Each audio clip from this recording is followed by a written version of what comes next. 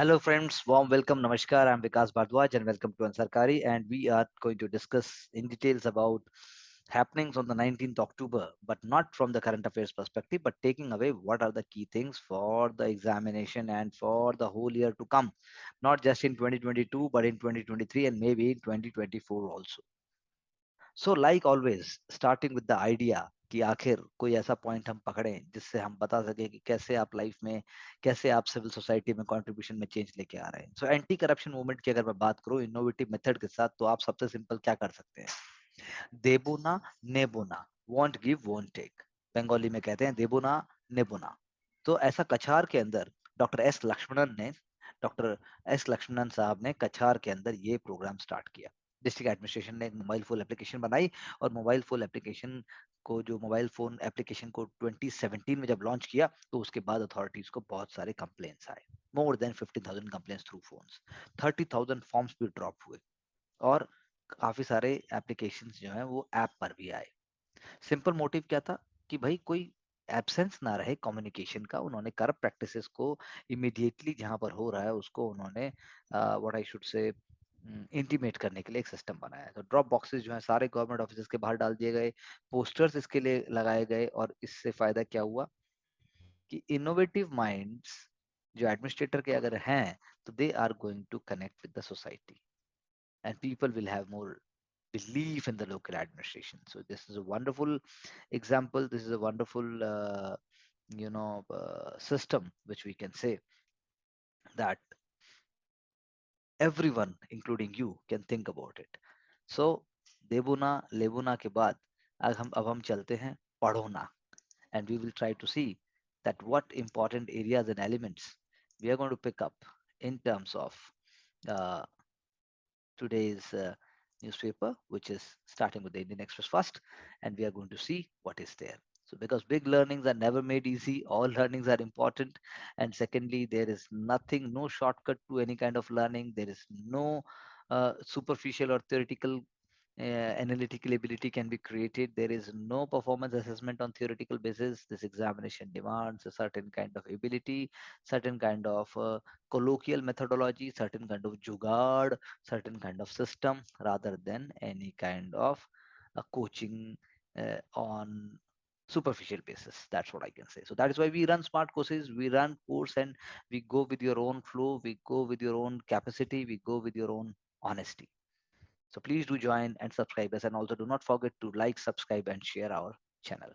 So let's start and move on with that hybrid militant. कुछ होता है hybrid militant. कौन होता है हाइब्रिड मिलिटेंट? का टर्म यूज आया जब JNK में ग्रेनेड अटैक होता है, तो उसमें 2 माइग्रेंट वर्कर मारे जाते हैं. Then we say that there was a role of hybrid, there was a role of there was a role of hybrid militants.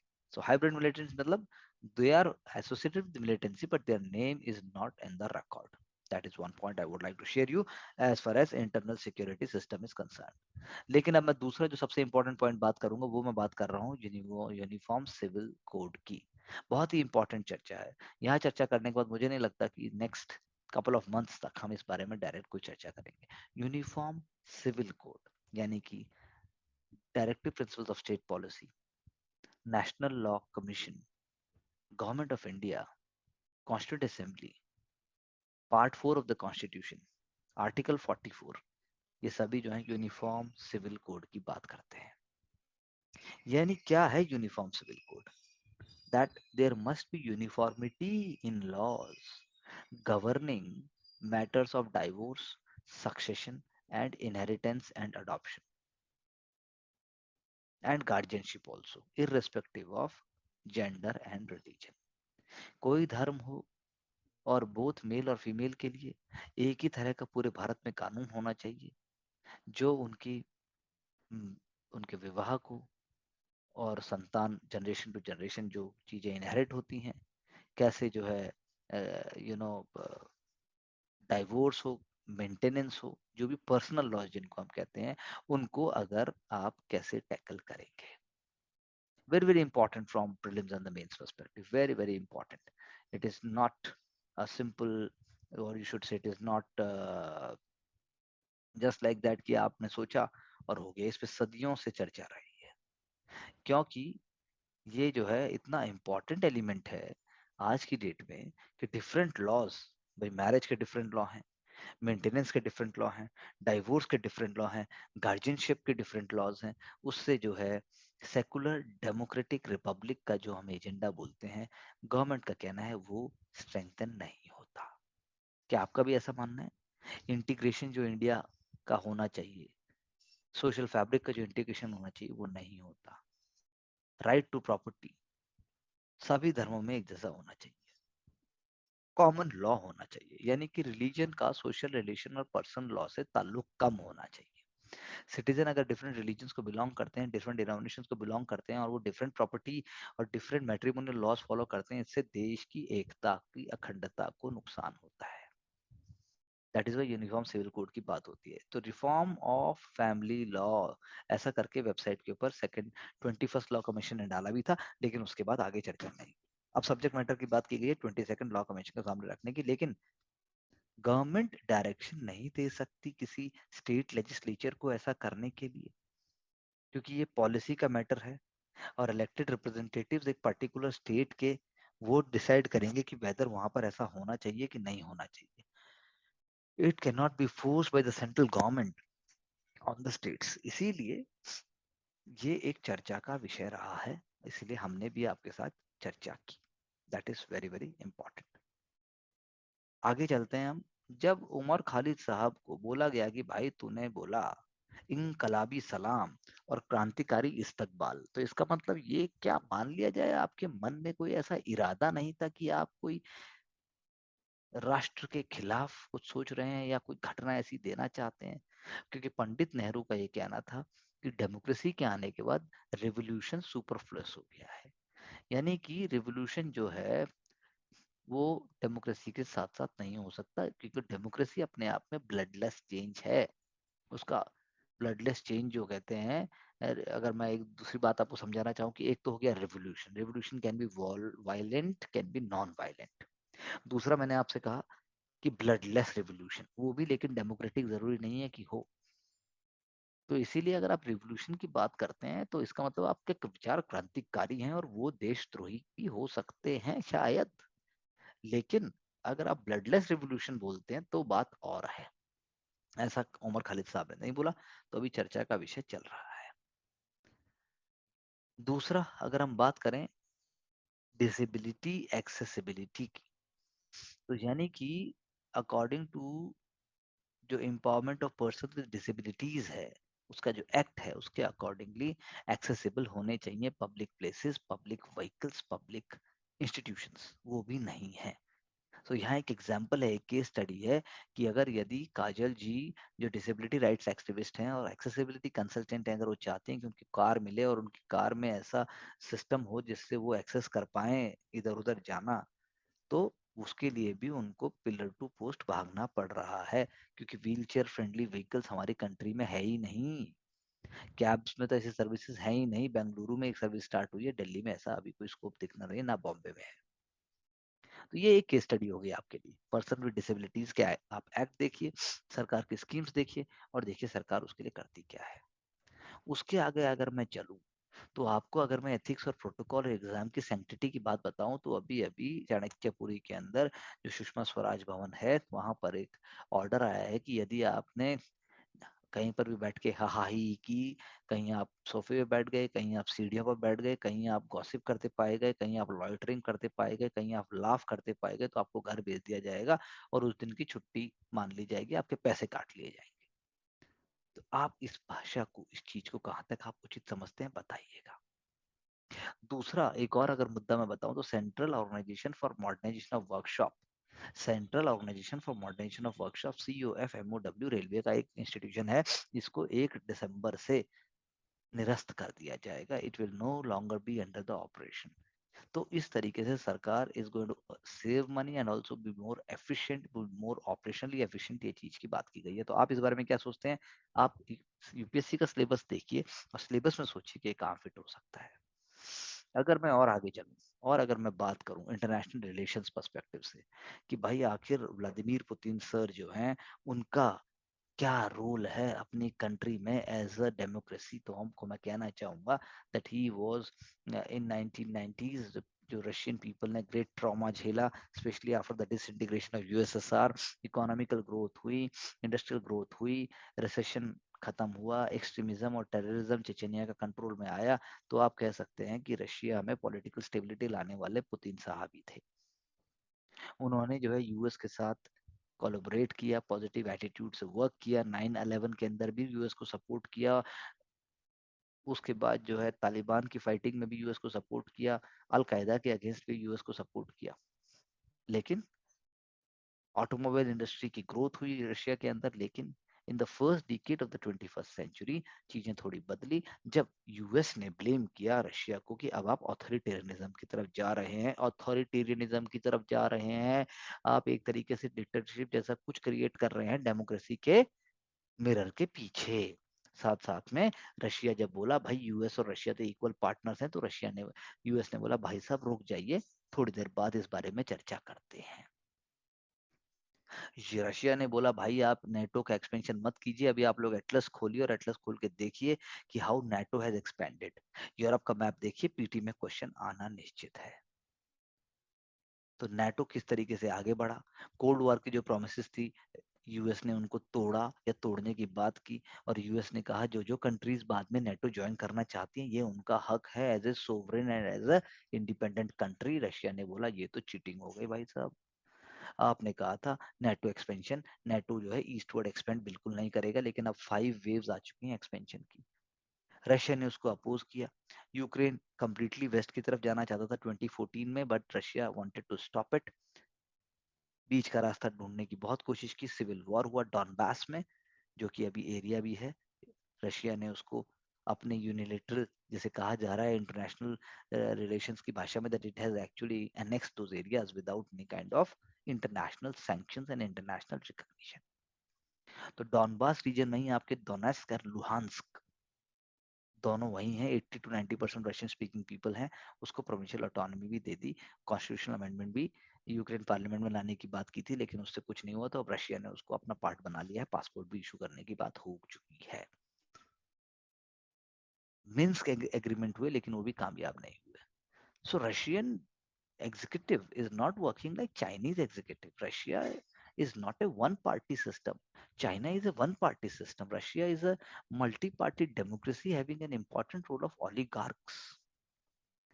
And then all the ministries of the Putin government, they are highly accomplished people, unlike China.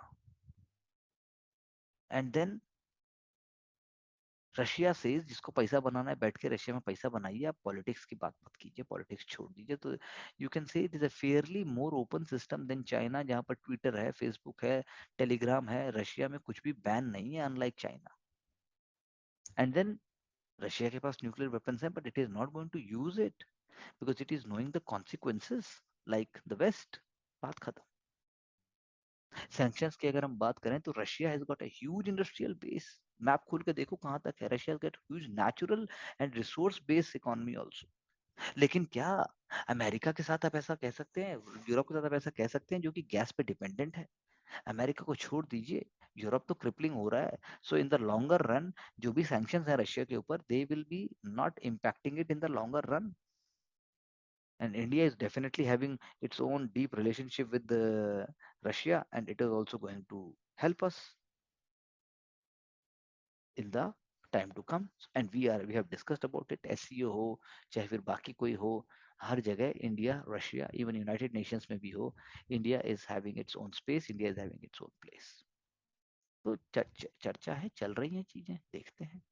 Bihar के एक project की यदि मैं बात करूं, NHAI, जिसका rule मैंने अभी पिछले लेक्चर में भी चर्चा की थी कि अगर कोई एक्सीडेंट होता है तो NHAI ऑफिशियल से जिम्मेदार होंगे।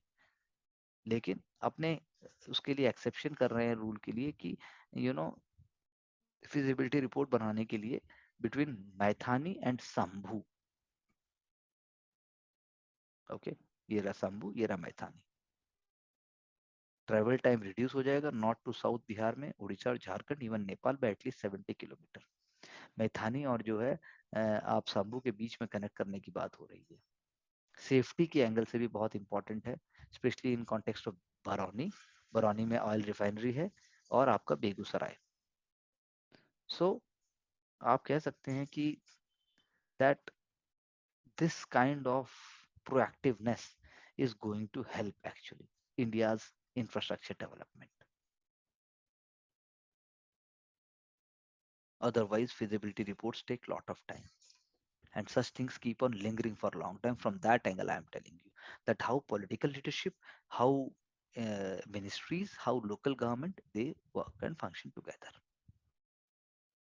This is how the market reforms, and that is how even agriculture can also get promoted. Moving further, अगर मैं आपसे बात कहूँ, बहुत अच्छा कोट है.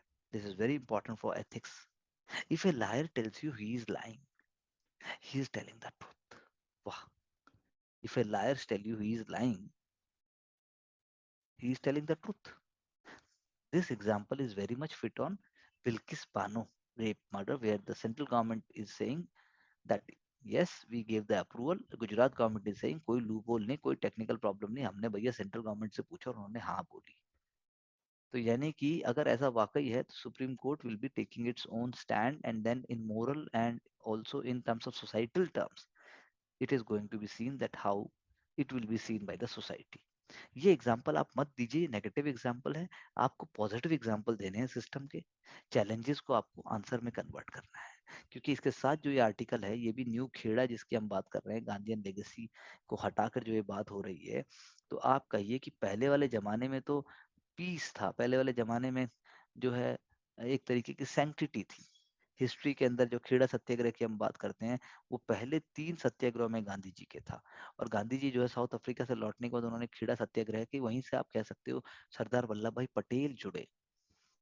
मॉडर्न डे जो आइकन की तरह हम उन्हें देखते हैं, इंदुलाल याग्निक एक और स्टालवर्ड थे गुजरात के.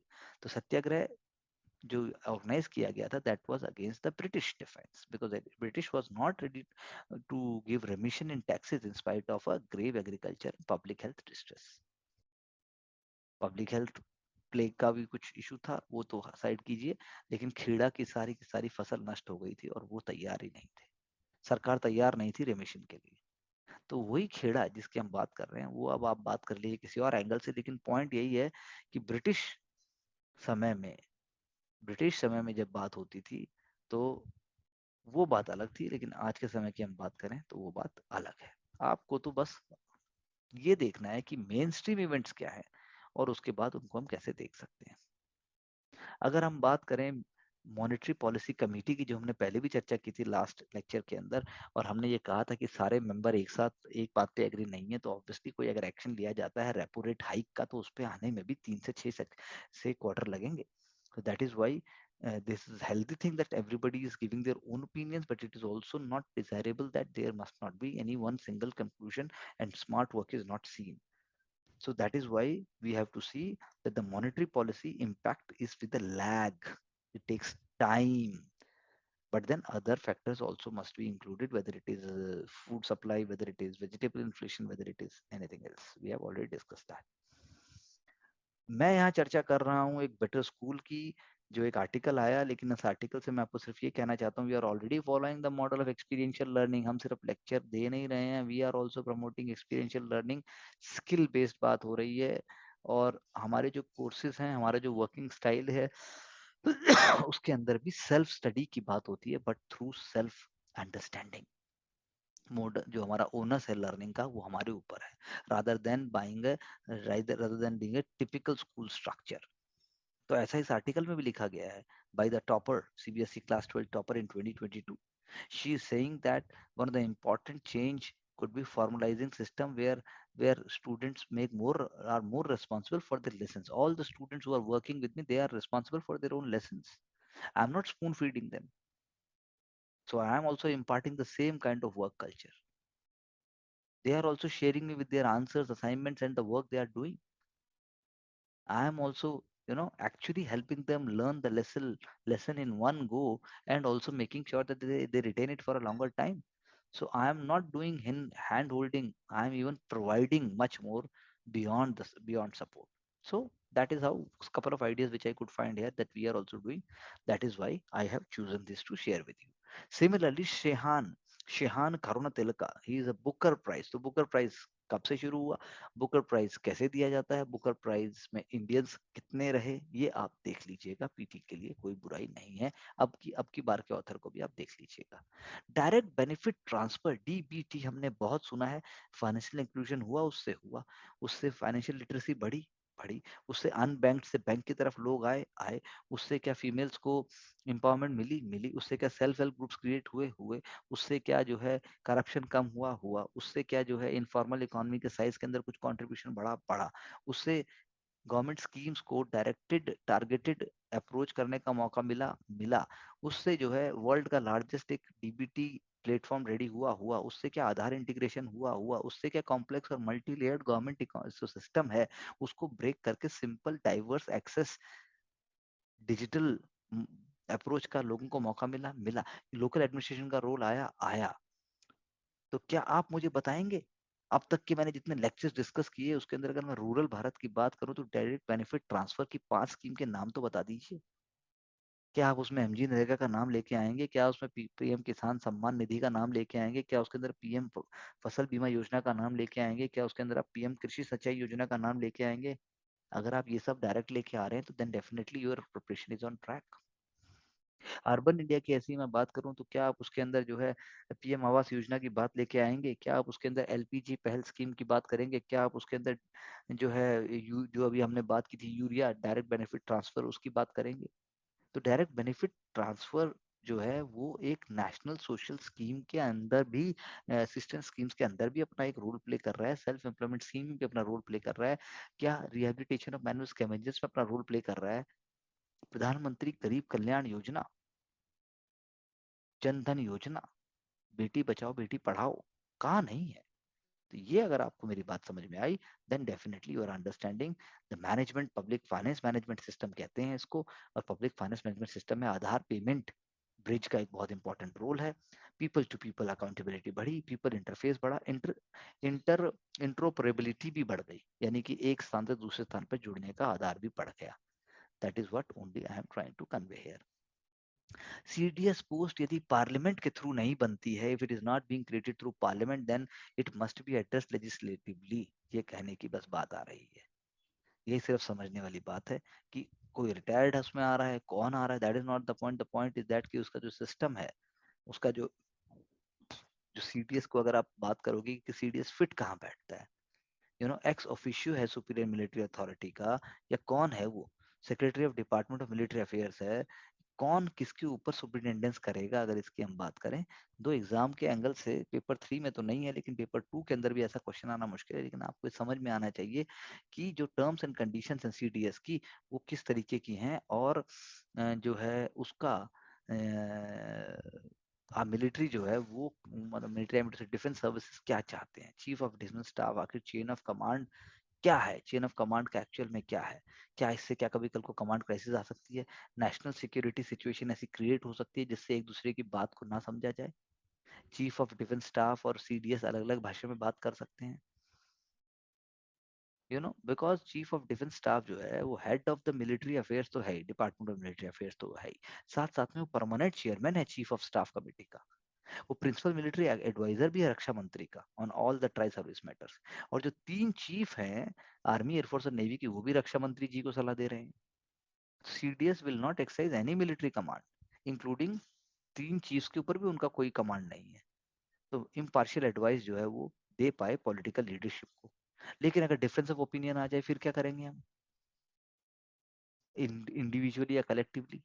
तो ये एक क्वेश्चन उठाया गया, क्योंकि आर्मी या डिफेंस तो एक स्ट्रिक्टली रेजिमेंटल और हायरार्किकल ऑर्गेनाइजेशन होता है।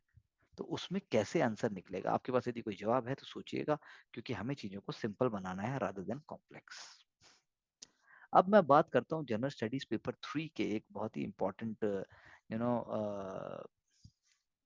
टॉपिक की, जिसमें मैं 3-4 की वर्ड्स आपको बताना चाहता हूँ। पहले सबसे पहली बात तो है ग्लोबल वार्मिंग, आपको पता ही है, इरिवर्सिबल कैटेस्ट्रॉफ अगर हो जाता है, सेल्फ परपेचुएटिंग चेंजेस क्या होते हैं? जैसे आप पढ़ने बैठ गए, सेल्फ परपेचुएटिंग चेंजेस नहीं आएंगे, 4 साल भी पढ़ते रहिए, इंटरवेंशनल चेंज चाहिए। तो लेकिन ऐसा ग्लोबल वार्मिंग के साथ नहीं है, वहाँ सेल्फ परपेचुएटिंग चेंजेस हैं अगर एक लिमिट के बाद कुछ हो गया तो। यानी कि हम कह रहे हैं that we must stop global warming at 1.5 degree और 1.2 1.5 डिग्री और 2 डिग्री। मैं तो कह रहा हूँ 1.1 डिग्री से हायर जाने पे ही हो गया, सब बैंड बाजा बच जाएगा, क्योंकि अर्थ के सिस्टम्स उसके बाद अनकंट्रोलेबल हो जाएंगे और जो चेंजेस होंगे वो इरिवर्सिबल हो जाएंगे।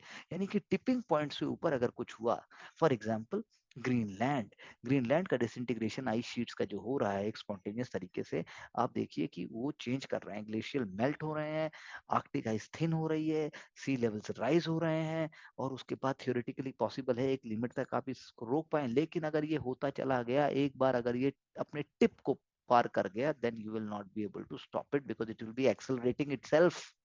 इसी को कहते हैं सेल्फ परपेचुएटिंग। जैसे डैम बर्स्ट हो जाता है, एक बार डैम बर्स्ट हो गया, रोक लो, कैसे रोकोगे पानी को? तो ये खुद ही जाएगा, खुद ही एक्सलरेट हो जाएगा। कैसे? ग्रीनलैंड की आइस खुद ही मेल्ट हो रही है, जो हाइट है आइस शीट की वो ग्रेजुअली कम हो रही है, लार्जर पार्ट जो है एक्सपोज हो रहा है वार्मर एयर के साथ साथ। और warmer air because lower altitudes के ऊपर ज्यादा है हायर एल्टीट्यूड से, इसीलिए एक्सपोजर जो है वार्मर एयर का वो प्रोसेस ऑफ मेल्टिंग को बढ़ा रहा है, क्योंकि नीचे तो गर्म हवा है ही। सेल्फ सस्टेनिंग साइकिल बन गई, गर्म हवा पानी को बनाती रहेगी। ऐसी अमेजन फॉरेस्ट का भी है, एक लिमिट से ज्यादा फॉरेस्ट काट दिए, फॉरेस्ट काटेंगे, देन उसकी वजह से जो है रेनफॉल रिड्यूस होगी, मॉइस्चर कम हो जाएगा, साइकिल विल कंटिन्यू, स्ट्रेस बढ़ जाएगा। Similarly, we use a term called permafrost। सदियों तक, हजारों सालों तक जहां पर आइस की शीट बनी रहे, गहरे गहरे ग्लेशियर्स बने रहे, उसके अंदर लाखों ton, billions of ton carbon dioxide जमा रहे, अगर वो भी पिघलने लगेगा तो कार्बन डाइऑक्साइड ऑलरेडी बाहर होने लग जाएगी। Rise of carbon, release of carbon यहाँ से जब होगा, इससे वार्मिंग और बढ़ जाएगी, यानी सॉफ्टनिंग होगी पहले परमाफ्रॉस्ट लेयर्स की, बाद में उसमें ब्रीच आएगा, ये भी सेल्फ परपेचुएटिंग साइकिल बन जाएगा। तो रोके कैसे? तो आईपीसीसी आप जाके देखिएगा, COP 1 से COP 25 का मैंने एक वीडियो बनाया, तो उसमें भी जाके देखिएगा, मैंने बताया है। बातें बहुत हो रही हैं, काम नहीं हो रहा है। आने वाले 30 से 40 साल में आप भी यही हैं, हम भी यही हैं, आप देखिएगा क्या होगा। तो असेसमेंट प्रोवाइड करता है, स्ट्रॉन्ग साइंटिफिक एविडेंस प्रोवाइड करता है कि हमें अर्जेंट एक्शन लेने की जरूरत है, ग्लोबल वार्मिंग रोकने की जरूरत है।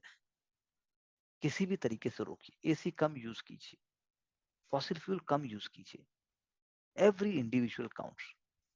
क्लाइमेट टिपिंग पॉइंट से पीछे आना है, लाइवलीहुड्स तो जाएंगी ही जाएंगी, शहर के शहर जाएंगे, policy response individual, country and at the global level is very much required. अब अगर मैं बात करूं, पहले भी मैंने गवर्नर पर बात की, लेकिन आज मैं सिर्फ बात करूंगा क्या गवर्नर स्टेट मिनिस्टर को डिसमिस कर सकता है? नहीं कर सकता है, इन शॉर्ट असंभव।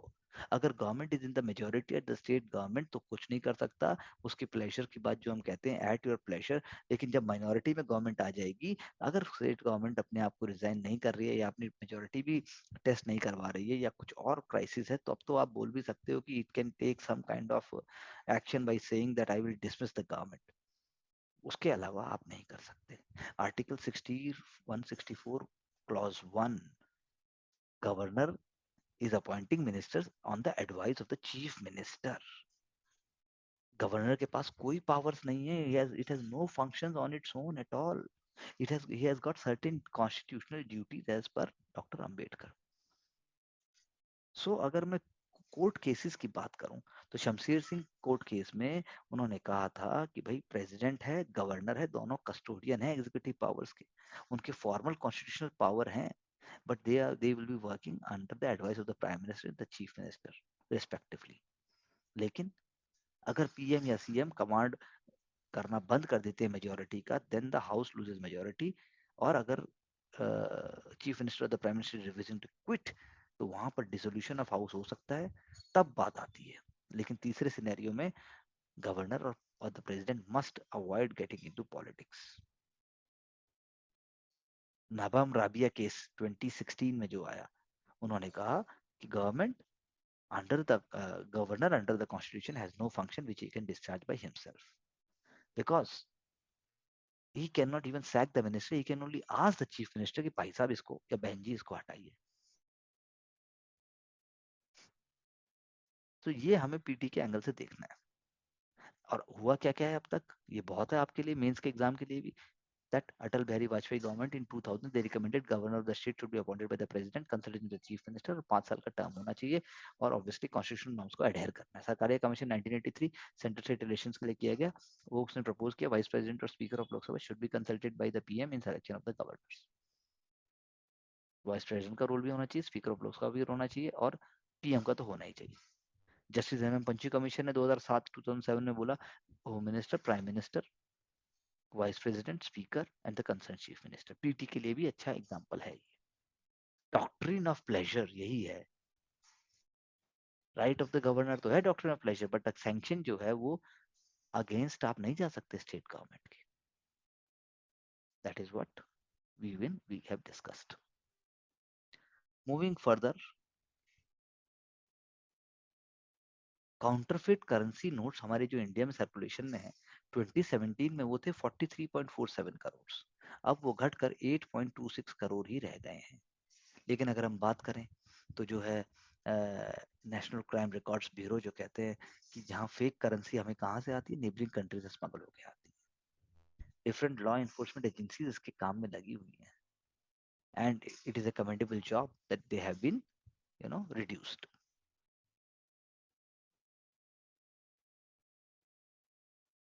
So this is what we have discussed in context of the newspaper. Before we wind up, Ballon d'Or Feminine जो award है वो पुतेलाज को दिया गया।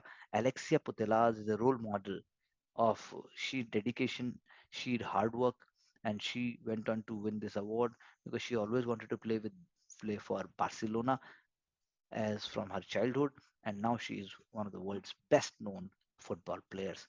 She got the award of Ballon d'Or Feminine, Alexia Putellas. So let's go and move forward with other newspapers and understand and see what is given there and what we can pick up to move forward.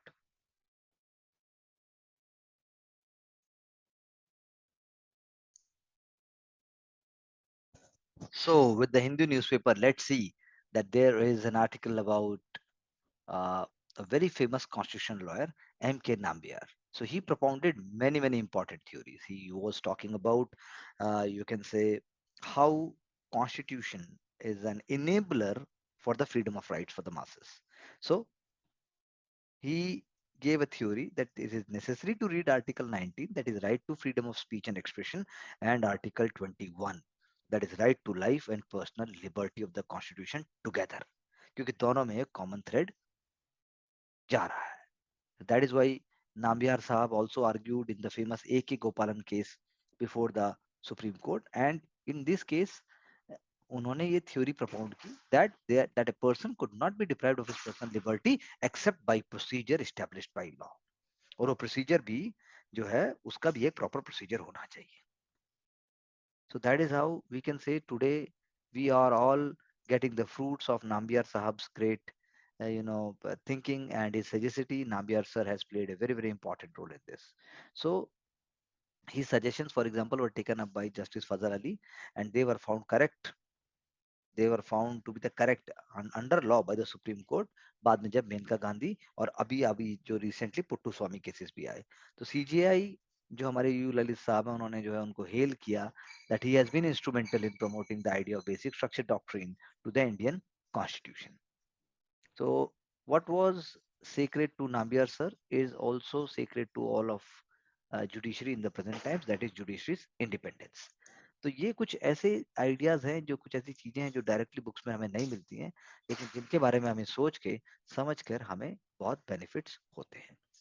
अब अगर हम बात करें from the perspective of 1962 war, so failure is a great teacher. ये आप ethics में लिख सकते हैं, ये सिक्योरिटी वाले क्वेश्चन में यहाँ बात हो रही है, यहाँ पे तो इंडिया चाइना वॉर की बात हो रही है. That failure is a great teacher. So we failed in 1962, but as a nation जब हम 1965 इंडिया पाकिस्तान वॉर की गोल्डन जुबली बना रहे हैं और celebration of golden jubilee of 1970 war बना रहे हैं जिससे बांग्लादेश का बर्थ हुआ, तो अब हम जो है 60th ऑब्जर्वेंस हम उस डार्क मोमेंट की क्यों नहीं बनाते, या हमें मनाने की सोचनी चाहिए उस तरीके से जिस तरीके से हम सीख सकें. That is 1962 India China war. उसका कोई ऑब्जर्वेशन वैसे वो नहीं है उस तरीके से, जिसमें हमारे मोर देन मतलब 1383 ब्रेव सोल्जर्स मारे गए, अराउंड 1047 हमारे सोल्जर्स वुंडेड हुए, and around 1700 soldiers were missing, and 400 were prisoners of war with the Chinese. क्योंकि सोचने वाली बात है, क्या भारतीय ने अपनी जान या शहादत क्या बेकार में गई? आखिर ऐसा क्या हुआ? क्या हमें शांति दे सकते हैं? तो 5 इशू ये आर्टिकल कहता है जिसमें बात होनी चाहिए। फर्स्ट ऑफ ऑल, जो जो हमारी इंटरनेशनल स्टैंडिंग है, हमारी नेशनल लीडरशिप की, या हमारी एक नेशन की जो पावर होती है, जिस जवाहरलाल नेहरू जी का modern of builder of modern India कहते हैं, जो चैंपियन थे अफ्रीकन और एशियन कंट्रीज में, लेकिन उनका जो ऑप्टिमिज्म था, या जो उनकी मोरल सुपीरियरिटी थी, या उनकी जो पीसफुल इंटेंशंस थी, उसका चाइनीज लीडरशिप ने मजाक उड़ाया, उसका उन्होंने फायदा उठाया। क्योंकि हम हार्ड पावर जो होनी चाहिए, जो मिलिट्री पावर है, उसके लिए हम तैयार नहीं थे। दूसरा, under estimation of the strength of Indian air force. जो हमारी ऑफेंसिव फ्लीट थी वो प्रॉपर यूज ही नहीं हो पाई। फाइटर एयरक्राफ्ट गेम चेंजर हो सकते थे, लेकिन हमने यूज ही नहीं किया उस तरीके से। तीसरा, power equation between political, bureaucratic and the military in India, जो इक्वेशन होनी चाहिए, जो हायरार्की होनी चाहिए, जो सिस्टमेटिक अप्रोच होनी चाहिए, वो ढंग से कम्युनिकेटिव नहीं हो पाया।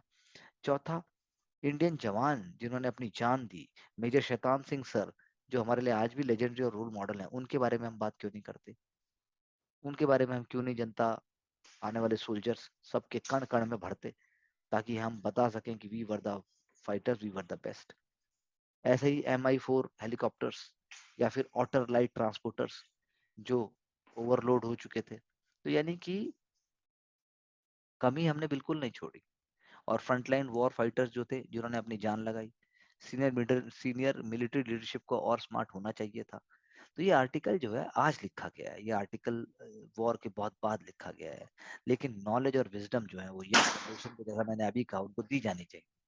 लेकिन क्या पॉलिटिशियंस भी इसमें सपोर्ट पैदा दे सकते हैं? क्या इसमें लीडरशिप भी सपोर्ट दे सकती है? वॉर कॉलेजेस और तीनों services, national defence college Delhi का भी है जो इसका पार्ट है, उनको चाहिए कि वो सोचें और करें, या वो रास्ता दिखाएं। मीडिया को भी इस पर डिबेट करना चाहिए। क्या हम अपने सोल्जर्स को, जो चाइनीज वॉर में थे, क्या हम उनको सोल्जर्स को, क्या हम ब्रेव सोल्जर्स को, क्या हम ऑनर नहीं कर सकते? क्या हम इसको ब्लैक स्पॉट की तरह ही अपनी कलेक्टिव कंसाइंस में देखेंगे, कि हम अपने आप को फाइटर मानेंगे? We should be proud of what India did. It is part of the history, it is part of our society. That is why we must acknowledge, we must understand, and we must move beyond it. तो ये article मुझे लगा कि हमें एक clarity of thought देता है, हमें एक रास्ता दिखाता है, इसलिए हमने इसको डिस्कस किया। दूसरी, अगर मैं IR की बात करूं, PSIR के एंगल से ही, इंडिया सेज कि हम जो है हायरार्किकल वर्ल्ड में बिलीव नहीं करते, हम एक मल्टीपोलर वर्ल्ड में बिलीव करते हैं। हम बिलीव करते हैं कि एक क्लाइंट या सैटेलाइट स्टेट किसी को नहीं बनना चाहिए, कि भाई मैं राजा हो गया और आप मेरे अंदर गुलाम हो गए, या मैं जो मेन पावरफुल कंट्री हो गया और आप मेरे पिट्ठू हो गए, जैसा चाइना करता है। So that is why word क्या यूज कर रहे हैं हम? सैटेलाइट स्टेट या क्लाइंट स्टेट। अफ्रीका हो गया, South East Asia, Middle East, वो मेजर फोकस एरिया इंडिया के बन चुके हैं, और इंडिया एक मेजर ग्लोबल आर्म एक्सपोर्टर, जैसा मैंने कल भी कहा था, वो बन चुके हैं।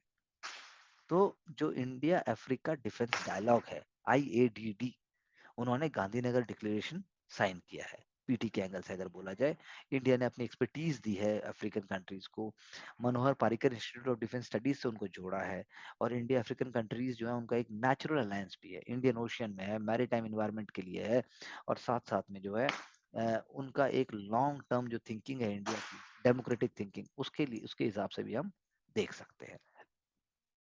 अगर इकोलॉजी इन्वायरमेंट से मैं बात करूं, तो जो 50 साल, आज से 150 साल पहले, 150 ईयर्स अगो, ब्रिटिश कॉलोनिस्ट हमारे इंडिया में जिराफ लेके आए थे।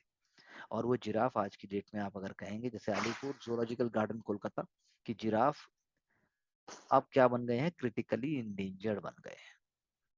जिराफ इंडिया में क्रिटिकली इंडेंजर हो गए हैं। जैसे कि उदगमंडलम, जहाँ पे उनके डंग सैंपल्स जो 10 जिराफ की कोलकाता से एनालाइज किए गए, कहा गया कि नूबियन जिराफ जो है वो 3 सब स्पीसीज है नॉर्दर्न जिराफ की, और अब आप उनको इंडेंजर्ड में लेके आ सकते हैं।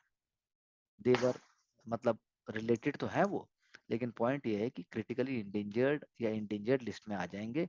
इसीलिए हमें जो है जू अथॉरिटीज को और स्टडी करनी चाहिए, और उनको सरवाइव करने के लिए, उनको इकोसिस्टम या हैबिटाट का जो की पार्ट है उसको बनाए रखने के लिए सोचना चाहिए कि इसको कैसे देखा जाएगा। अगर हम बात करें आईडीबीआई बैंक की सेल की बात हो रही है कि आईडीबीआई बैंक जो है, गवर्नमेंट कह रहे हैं कि वो नॉर्म्स को थोड़ा चेंज किया जाए आईडीबीआई बैंक की सेल के लिए, क्योंकि ऑल लिस्टेड फर्म्स जो हैं उनके अंदर पब्लिक होल्डिंग का 25% शेयर होना चाहिए 3 साल के अंदर। 3 साल की अगर लिस्टिंग किसी कंपनी की है तो उन लिस्टिंग वाली जो कंपनी है उसका जो 25% है वो पब्लिक होल्डिंग पे होना चाहिए। लेकिन अगर सेबी क्लासिफाई करता है गवर्नमेंट और एलआईसी को पब्लिक शेयर होल्डर, तो वो क्राइटेरिया तो ऑटोमेटिकली मीट हो जाएगा। तो पॉइंट यही है कि सेंटर जो है वो सेबी के साथ बात कर रहा है कि कैसे जो ये की क्राइटेरिया है पब्लिक शेयर होल्डिंग नॉर्म का, क्योंकि आईडीबीआई का पोटेंशियल बेयर बनना चाहता है वो, तो कैसे वो और मतलब कि लार्ज पूल ऑफ जो I should say stakeholders हैं जो उसको खरीद सकें, उनको अपनी तरफ लाना चाहता है। अब जैसे इंडिया ने बिड्स इनवाइट की 60.72% स्टेक के लिए आईडीबीआई बैंक में, जो 45.48 तो गवर्नमेंट के पास है, 49.24 एलआईसी के पास है। तो सेबी जो इंडिया के कैपिटल मार्केट रेगुलेटर है, उन्होंने बोला कि 25% पब्लिक शेयर होल्डिंग सारी की सारी लिस्टेड फर्म्स का होना चाहिए और उसके अंदर स्टेट ओन्ड कंपनीज जो हैं वो एक्सक्लूड नहीं की जाएंगी। तो सेंटर ने बोला कि सेबी से बोला कि सेबी जी, क्या आप गवर्नमेंट और एलआईसी को क्लासिफाई कर सकते हो, जो 34% स्टेक जो बचेगा after the sale as a public float, क्योंकि उससे क्या होगा, उससे होगा कि गवर्नमेंट को मौका मिलेगा कि वो और बायर्स को ले सके अपनी ओनरशिप को बिना डाइल्यूट किए, क्योंकि ओनरशिप को एक लिमिट से ज्यादा डाइल्यूट कर दिया तो कोई वजूद ही नहीं रहेगा।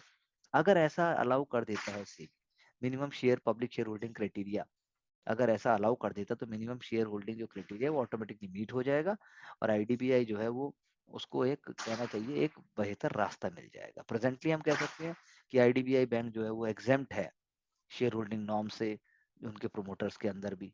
एलआईसी और गवर्नमेंट जो है अभी 95% जो है उसके शेयर होल्ड करके रखते हैं। तो ये आप कह सकते हैं एक पॉजिटिव अप्रोच वाला मुद्दा है, जिसके अंदर जो है सरकार चाहती है कि भाई उनका कुछ होल्ड भी रहे और दूसरा आईडीबीआई को सही रास्ता भी दिखाया जा सके। That is why they are doing like that. अगर हम नेक्स्ट पेपर पर चलें और हम देखें कि भाई उसमें क्या इंपॉर्टेंट एरियाज बात हो रहे हैं, तो अब हम लेंगे बिजनेस स्टैंडर्ड को। बिजनेस स्टैंडर्ड में यदि हम बात करते हैं एक इम्पॉर्टेंट डेवलपमेंट की, तो सबसे पहले तो मैं आपसे कहूंगा जो कोविड के बिलियनियर्स थे जिनकी रोज चर्चाएं होती थी, तो देखने की बात यह कि उनके साथ आज क्या हो रहा है। तो rise and fall of Covid billionaires करके एक आर्टिकल आता है जिसमें हम देखते हैं कि पेंडेमिक में जो वेल्थ क्रिएटर्स थे बहुत जबरदस्त, उनको बहुत ही एक्सप्लोसिव वेल्थ ग्रोथ हुई थी, वो जो है उनके फॉर्च्यून जो है बहुत ही फास्टर पेस के ऊपर श्रिंक हो रहे हैं। तो ये नाम देखिए, ब्लू मून बिलियनियर्स इनको हम कह रहे हैं। मॉडरेना के Stephane Bancel, Eric Yuan chairman and CEO Zoom -83%, Forrest Li chairman Sea, Ernie Garcia third CEO Carvana and Bom Kim founder Coupang. तो मतलब पॉइंट क्या है कि मोमेंटम ब्रेक हो गया है और उनके फॉर्च्यून श्रिंक हो रहे हैं। और उस टाइम एक निश था, उस टाइम एक एक्स्ट्राऑर्डिनरी सिचुएशन थी और यू नो इन लोगों के पास इकोनॉमिक गुड जिसे मुझे कहना चाहिए बहुत ही ट्रेमेंडस था। तो लेकिन उनको उस टाइम रिवॉर्ड मिल गया। तो अब उस टाइम के हिसाब से तो इनकी ग्रोथ बहुत बढ़ गई, लेकिन जो है एक बैकड्रॉप देखना पड़ता है, सिचुएशन देखनी पड़ती है, क्योंकि हमारे वर्ल्ड में 97 मिलियन से ज्यादा लोग ऐसे हैं जो $1 के आसपास के पैसे पर जी रहे हैं। पेंडेमिक में भी हमने ऐसा देखा। तो इसीलिए पेंडेमिक ने जो है एक एक्स्ट्रॉर्डिनरी सिचुएशन क्रिएट की, लेकिन अब ऐसा नहीं है। अब जो है हम नॉर्मलिटी की तरफ जा रहे हैं। तो इसीलिए आप कह सकते हो कि ये जो है एक लाइक्लीहुड डेवलपमेंट है, ऐसा हम कह सकते हैं। अगर हम अभी बात करें आईडीबीआई बैंक की जिसकी हमने अभी चर्चा की, उसके अगर हम उसको थोड़ा सा और डिटेल में देखें कि क्या हो रहा है, क्योंकि Department of Investment and Public Asset Management के जो सेक्रेटरी हैं Tuhin Kanta Pandey IAS, he is the one, वो जिसको हैंडल कर रहे हैं। उन्होंने कहा कि डिसइन्वेस्टमेंट का कोई एक नंबर नहीं हो सकता है। करंट जियोपॉलिटिकल सिचुएशन के हिसाब से अगर आप देखेंगे, डिसइन्वेस्टमेंट का पेस के साथ क्या कोई गड़बड़ हुई है? बीपीसीएल का सेल होल्ड पे डाल दिया गया, क्या लोगों का इंटरेस्ट नहीं है? तो उनका कहना है ऐसा कुछ नहीं है, सारे सेक्टर इंपैक्ट हो रहे हैं, सारे सेक्टर डिफरेंट डिफरेंट टाइप से इंपैक्ट हो रहे हैं, ग्लोबल इन्फ्लेशनरी कंडीशन डिफरेंट है। अब जैसे फॉर एग्जाम्पल एलआईसी का आईपीओ जो है वो फिस्कल ईयर के एंड में होना चाहिए था, लेकिन अर्ली पार्ट में हो गया। लेकिन उस टाइम तो कोई टेलविंड्स नहीं थी, आप समझे, सिर्फ हेडविंड्स थे, यानी कि जिसकी हम बात करते आए हैं। तो आप अगर हेडविंड्स के अगेंस्ट देखोगे तो आपको देखेंगे कि माल थोड़ा आपको कम वसूली हुआ। तो यानी कि पॉइंट ये है कि सिचुएशन हर टाइम पे कुछ ना कुछ पॉजिटिव माइनस हो सकती है, लेकिन प्रैग्मेटिक रहना बहुत जरूरी है। तो BPCL is very very specific in nature, और उसको सिर्फ यूक्रेन क्राइसिस से कोई खास लेना देना नहीं, इसीलिए उसको किया जाएगा। तो रोड अहेड क्या है? रोड अहेड ये है कि भाई बीपीसीएल जो है वो मर्जर होगा उसका, मर्जर ऑफ ओमान यानी भारत ओमान रिफाइनरीज के साथ Numaligarh refinery. Please check at Google in atlas में देखिए कि नुमालीगढ़ रिफाइनरी आखिर है कहाँ। नुमालीगढ़ रिफाइनरी और बाकी रिफाइनरी भी आप देख सकते हैं।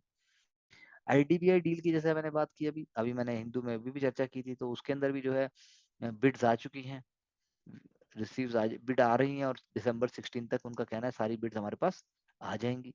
जब बिड्स आ जाएंगी तो उसके बाद टू स्टेज प्रोसेस होगा। पोटेंशियल बायर्स को जो है रिजर्व बैंक ऑफ इंडिया का जो फिट एंड प्रॉपर क्राइटेरिया जो होता है उसको पास करना पड़ेगा, तब वो फाइनेंशियल बिड देंगे। मार्च के टाइम तक फाइनेंशियल बिड जो है उस फाइनल हो जाएंगी। उसके बाद जो है रेगुलेटरी अप्रूवल्स आएंगे, जिसके अभी हमने बात की थी। उसके बाद रेगुलेटरी अप्रूवल्स में अगर बात हो गई तो क्राइटेरिया देखा जाएगा लेंडर्स का, कि जो लोग लेना चाहते हैं और ऑफर दे रहे हैं, उसके बाद ही तो ट्रांजेक्शन क्लोज होगी। तो डील जो है वो नेक्स्ट फिस्कल ईयर में कंप्लीट हो जाएगी।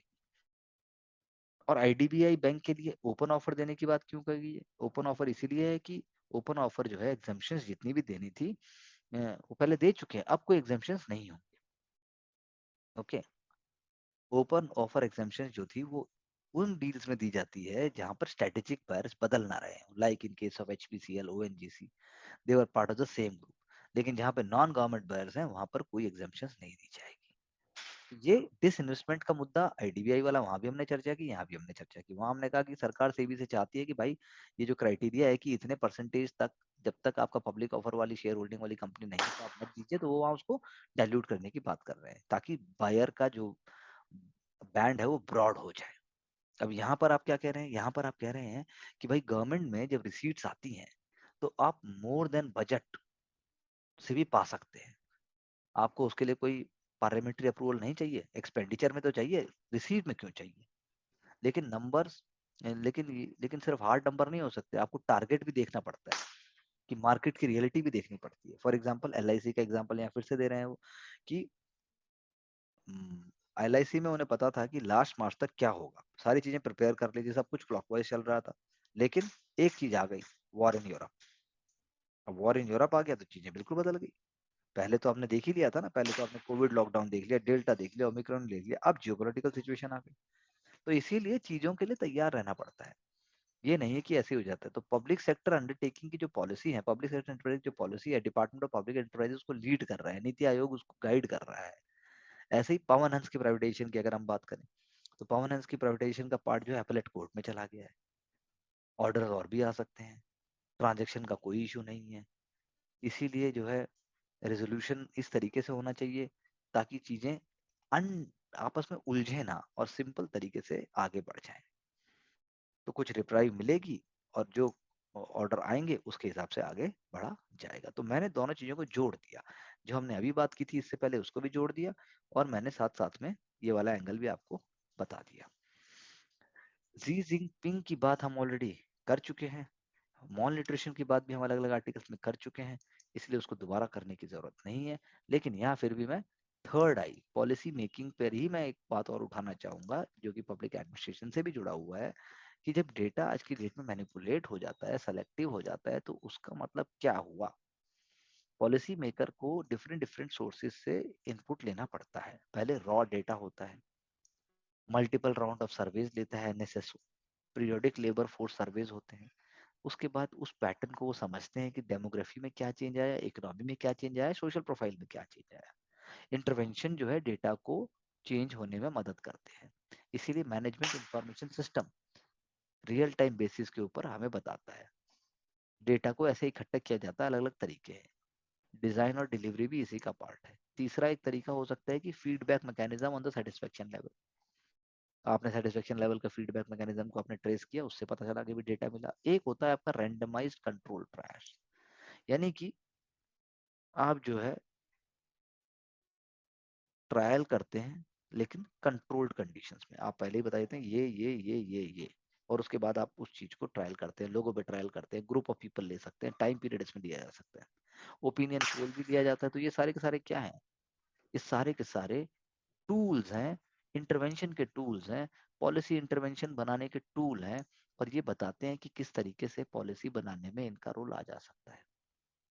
तो डेटा और उसके मेथड्स, अगर आप सोशियोलॉजी पढ़ रहे हैं, अगर आप पब्लिक एडमिनिस्ट्रेशन भी पढ़ रहे हैं, उनके अंदर ये क्वेश्चंस आ जाते हैं। तो कैसी एजेंसीज ग्रास रूट लेवल पे वर्क कर रही हैं, उसके बाद क्या रिसर्च प्रोग्राम है, उसके बाद जो है आपको ऑब्जेक्टिविटी है कि नहीं है, उसके बाद आप किस एंगल से कर रहे हैं, उसके बाद आप जो है आपका कैसी पर्सनैलिटीज हैं जो बायस तो नहीं है उस रिसर्च प्रोग्राम को लेके। तो यानी कि जैसे पहले हमारे इंस्टीट्यूशंस बने, पीएसयूज बने, वो नेहरूवियन एंगल से बने, तो उसका अपना फायदा हुआ। डेटा, मेथोडोलॉजी, एजेंसीज और पर्सनैलिटीज, ये चार चीजें जो है ये डिसाइड करती हैं कि इकोनॉमी का जो फॉलो अप है पॉलिसी मेकिंग के थ्रू कहाँ जाएगा। इसीलिए कंटेम्प्रेरी टाइम में भी ऑब्जेक्टिव एनालिसिस होना चाहिए। उसके बाद जो है अगर आप एग्जांपल एक लेना चाहते हैं, ईपीएफओ एक एग्जांपल यहाँ पर है, तो ईपीएफओ भी अपने आप में एक केस स्टडी हो गया। उस ईपीएफओ की केस स्टडी के साथ आप उसकी डेटा, इंफॉर्मेशन और इंसाइट से आप देख सकते हैं कि कैसे फ्यूचर पॉलिसी मेकिंग होनी चाहिए,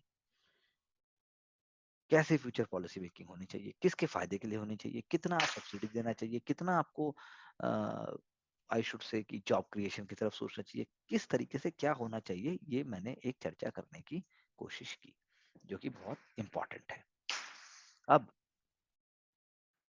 अगर हम और बात करें,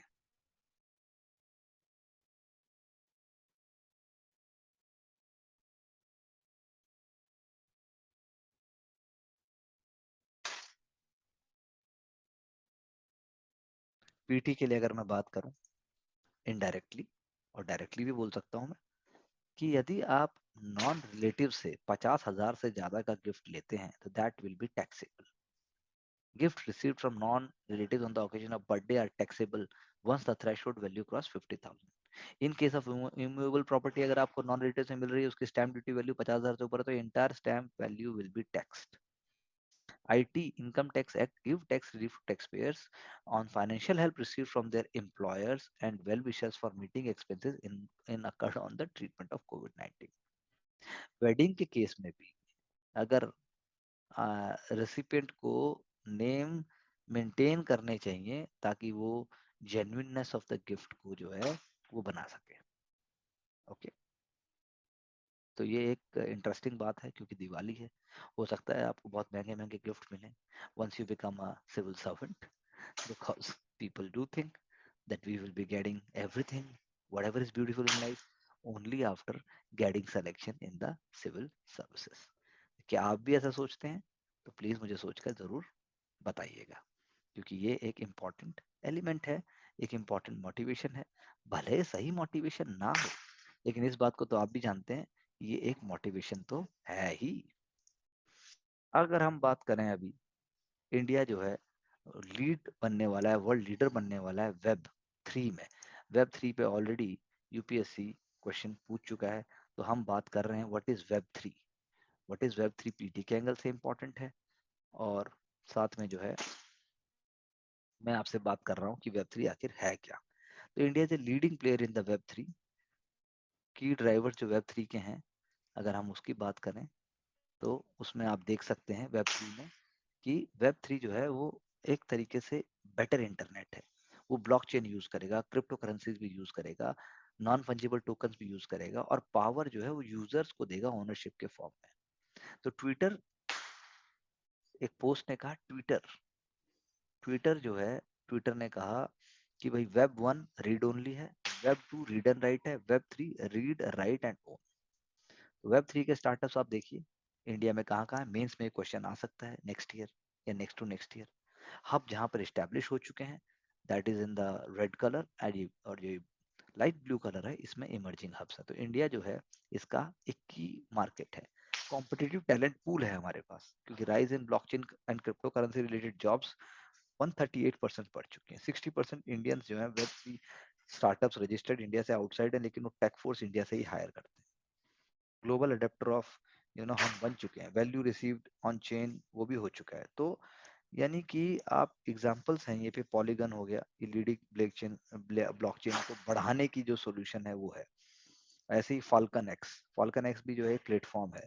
तो ये जो एग्जांपल मैं आपको दे रहा हूँ, ये जो है वेब थ्री के केस में। तो web three world wide web कब लॉन्च हुआ वैसे? 1991 में।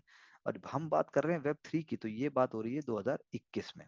यानी पब्लिक पब्लिक की क्रिप्टोग्राफी की अगर आप बात करेंगे, आरएसए जिसको कहते हैं, RSA standards first published in 1997, 1977। Cryptography पूरी हिस्ट्री यहाँ इन्होंने इवोल्यूशन के साथ दे दी है। फिर उसके बाद जो है Merkle trees, patented in 1979 by Ralph Merkle, used by Stuart Haber. ये नाम आपको याद रखने की जरूरत नहीं है, उन्होंने क्रिप्टोग्राफिकली सिक्योर्ड चेन बनाई डॉक्यूमेंट और टाइम स्टैम्प के लिए। फर्स्ट ब्लॉकचेन कब आई? 2008 में आई। सातोशी नाकामोटो, उन्होंने फर्स्ट ब्लॉकचेन को कंसीव किया, और उसका सून जो है उन्होंने यूज भी देख लिया क्रिप्टो करेंसीज के बाहर। Algorithm, security hashing algorithm, SHA, ये भी 1993 से चालू हुआ। मत हैश कैश, अब हैश कैश भी एग्जांपल है, एक proof of work, first proof of work है ये। वॉलेट्स, कॉइन बेस, ये 2012 से है। ये क्रिप्टो, जैसे हमारे यूपीआई वॉलेट होते हैं वैसे ही क्रिप्टो वॉलेट है। वेब थ्री, अब वेब थ्री कॉइनिंग, इरिथ्रियम आपने सुना ही होगा, गैविन वुड ने टर्म दिया, उन्होंने इरिथ्रियम 2015 में लॉन्च किया। अडॉप्शन, ये बिटकॉइन जो है ये आपका उसके साथ पहुंच गया, यूएस के डॉलर के पैरिटी के साथ पहुंच गया।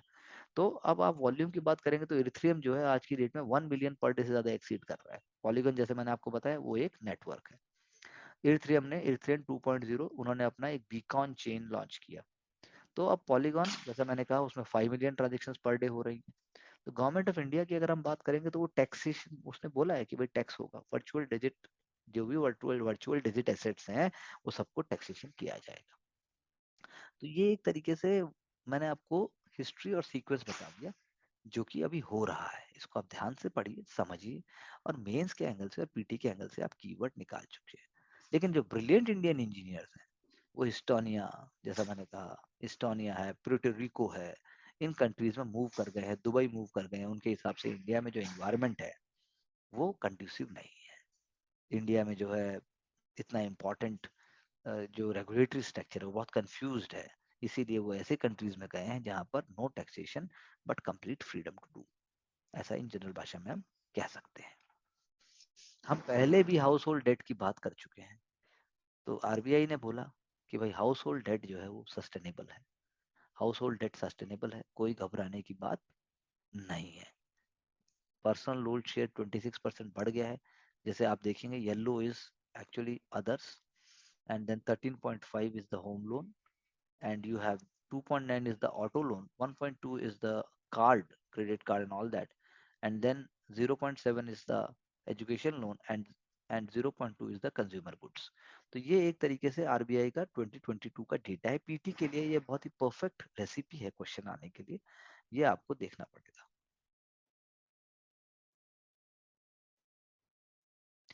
Similarly, moving forward and trying to understand what else we can take up for both the prelims and the mains examination।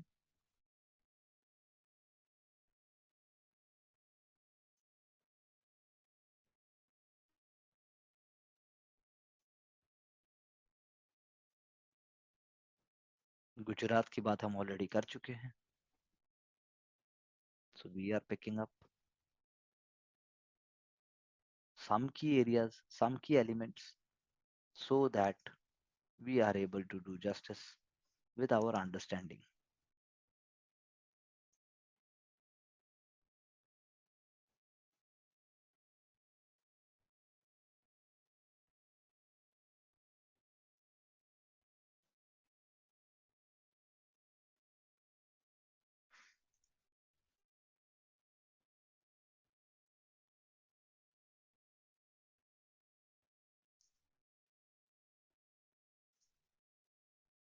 For example, in the editorial part,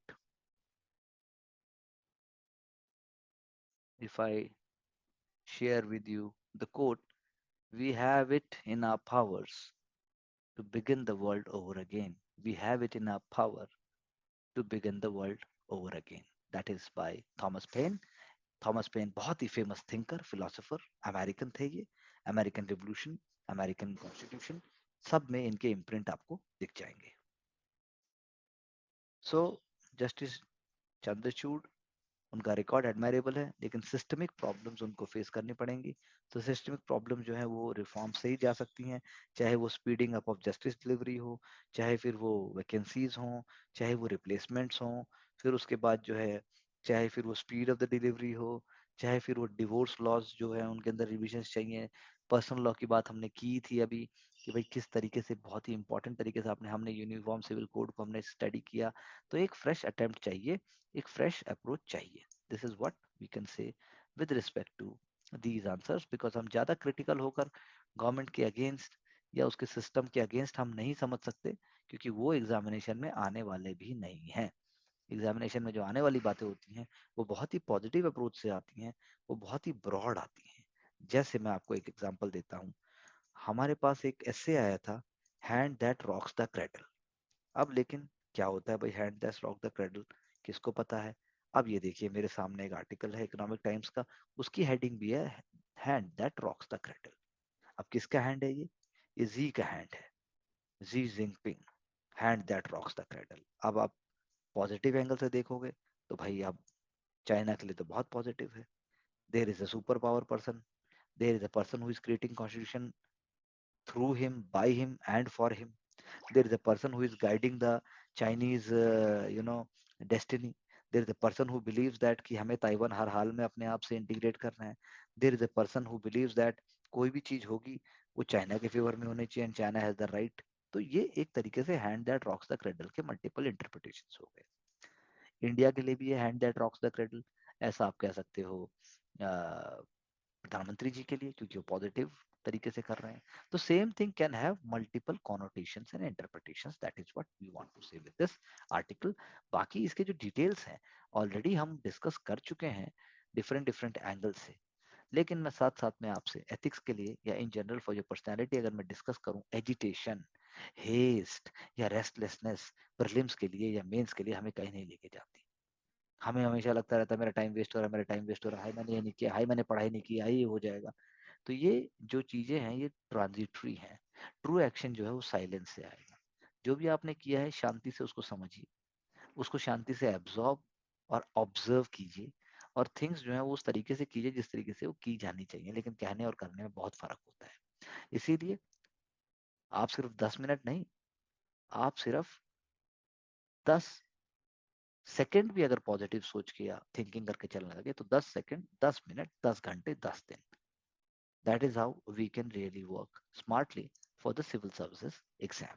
That is what we can say with this article what was there. अगर मैं अगले article को लूं, अगले newspaper को अगर मैं लूं और समझने की कोशिश करूं कि वो क्या कहना चाह रहा है, सो हेयर जो मैंने डिफरेंट एलिमेंट से अभी तक के जो जो क्वेश्चंस आपके साथ डिस्कस किए, जो एरियाज मैंने डिस्कस किए, उनके अंदर अगर मैं लूं तो this is linked with RBI and its accountability.